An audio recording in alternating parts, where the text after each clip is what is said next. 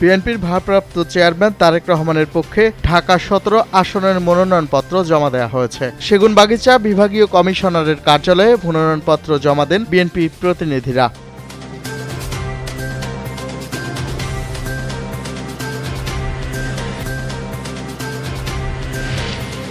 মনোনয়নপত্র জমা দিয়েছেন বাংলাদেশ জামায়াতে ইসলামীর সেক্রেটারি অধ্যাপক মিয়া গোলাম পরোয়ার। খুলনা জেলা রিটার্নিং অফিসারের হাতে মনোনয়নপত্র তুলে দেন তিনি।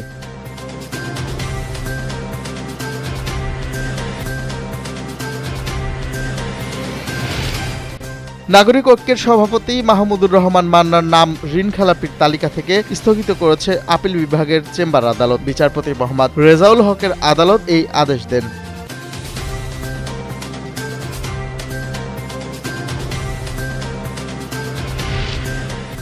দেশে পৌষের শীতে তাপমাত্রা নেমেছে ৯ ডিগ্রিতে। তীব্র কুয়াশা সহ শীতের তীব্রতা থাকবে আরও কয়েকদিন বলে জানিয়েছে আবহাওয়া অফিস।